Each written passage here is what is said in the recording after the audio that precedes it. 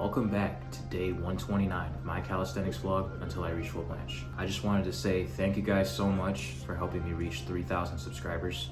I would not have gotten to this point in my calisthenics journey if it wasn't for your guys' support and always giving me advice in the comments section for every video.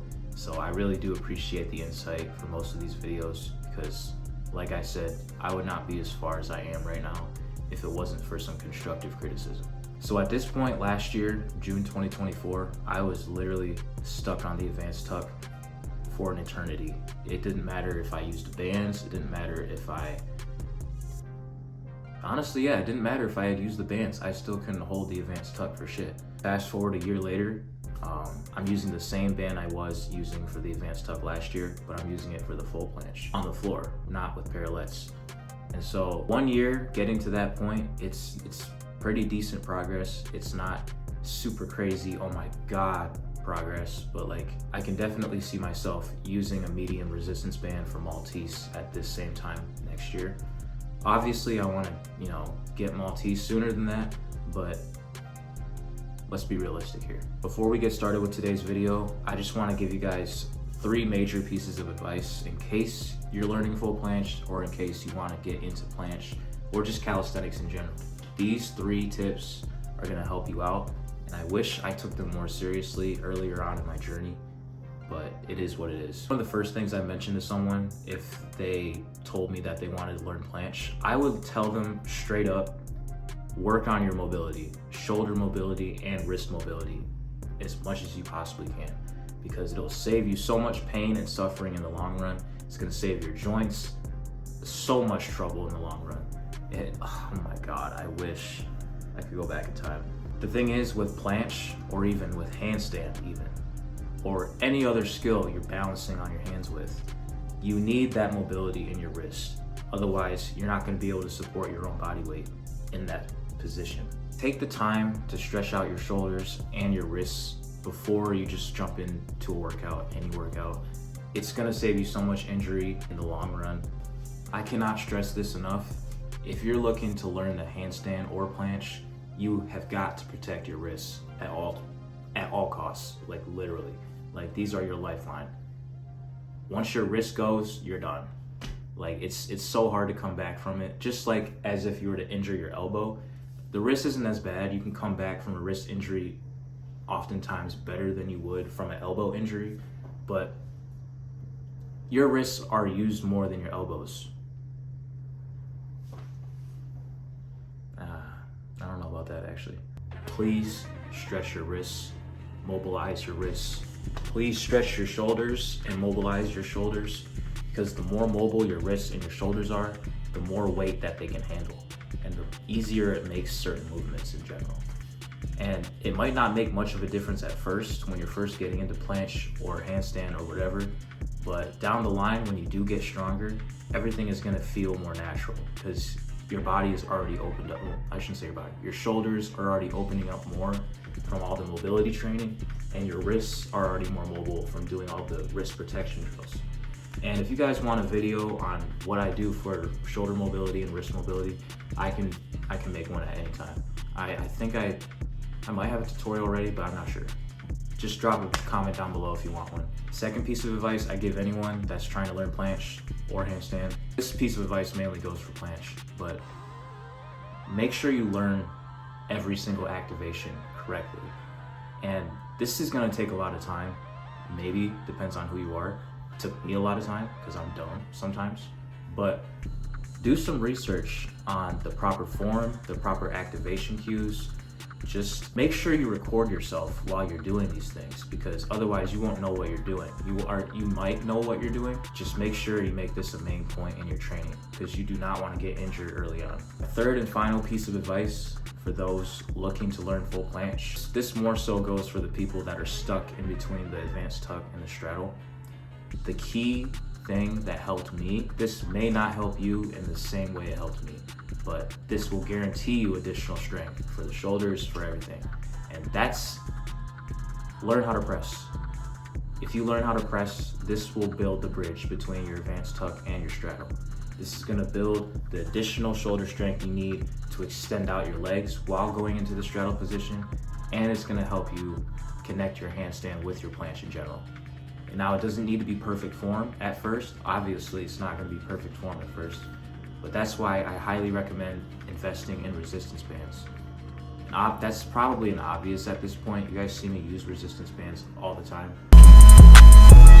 But if you learn how to press, that opens up so many doors just in your planche routine, just in your overall abilities. I never thought I could press. I thought pressing was a completely separate matter outside of planche, but that's just my lack of knowledge. Pressing is actually a fundamental thing that you need for planche, I would say. I know everyone learns planche differently. I definitely did not take the conventional way when it came to learning this skill, but learn how to press. That's all I gotta say. All right, to summarize all that, work on your shoulder and wrist mobility constantly. I'm saying like literally every day, before you work out, when you wake up. That's a little over the top, but just work on it all the time. Make sure you look into the correct activation cues. This is more for planche. This also applies to handstand, but more so for planche.